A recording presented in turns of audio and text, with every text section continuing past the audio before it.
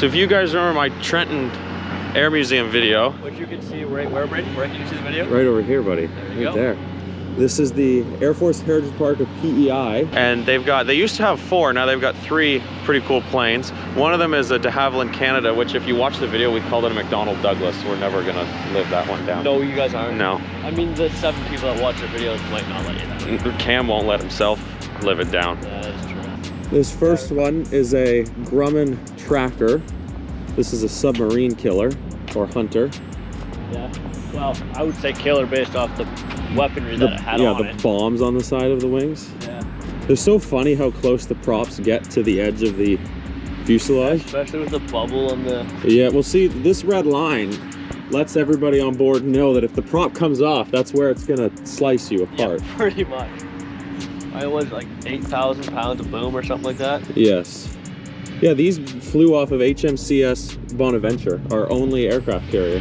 Yeah, which is no longer an aircraft carrier. No, now she's scrap metal. Yeah. And look at how the wings folded up. I don't know if this one did that.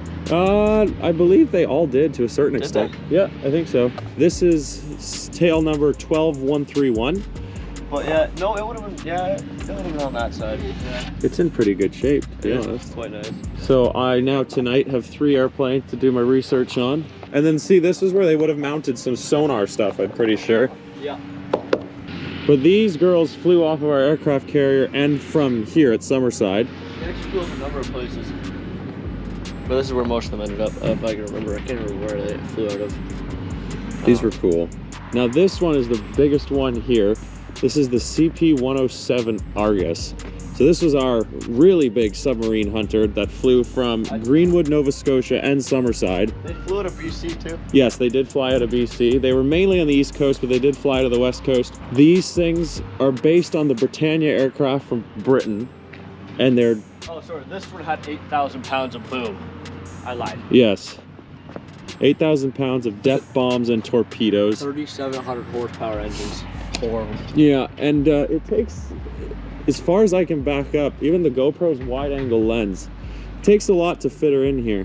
Yeah, this is neat, though. They do this at Trenton, too. These are all fallen members of the RCAF. I believe it's the RCAF. These are all RCAF. Yeah.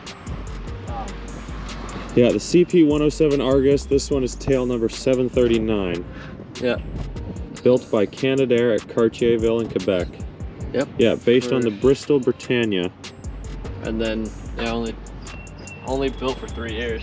Yeah, she had a crew of 15 fucking up some submarines. Yeah, that's crazy. Like 3 pilots, 2 engineers, 3 navigators, 7 electronic system managers. Yeah, this one's in way nicer shape than the one at Trenton. The ones at Trenton might just honestly, they desperately need a paint job. Yeah, that could be. Look at the car, I don't know if that's Kevlar or what that would be underneath here. I don't know, a protective mesh? Yeah, but that'd be for exhaust, right? Yeah. So I don't know. That would be your exhaust right there. Yeah. You can see it up on the sides of stuff too. Yeah, this is a monster. It's a beast. And I love how they've actually got them, well, they're all anchored down at the wheels and they're tied down in the tail so they don't try and take off. 10-739. Because the windshield gets pretty gnarly. Do they? Oh yeah. Well, even today's not even that windy of a day either. Right. So, a little bottle.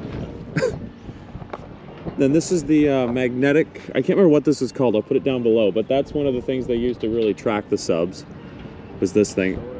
And it was mounted so far back to get it away from the rest of the electronics on board. So it could be self-detected. Basically. Here for the voodoo. This is really sad. This is where the CF-101 Voodoo was.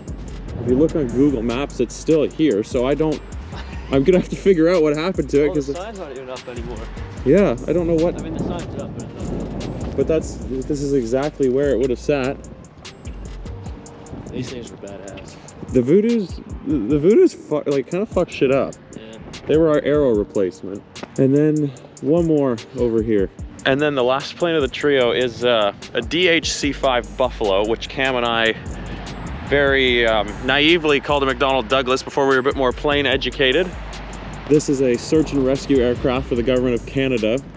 a sibling of the Bombardier de Havilland Canada -8 that I flew out on today. Awesome looking airplane, and funky because it's got a floating fuselage because the gear is out on the wings.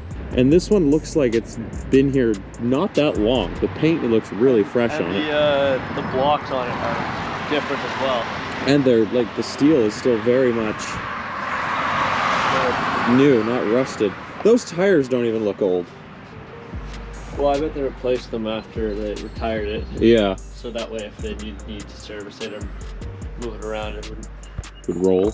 Yeah. Or just any need be for any reason. Just a tank.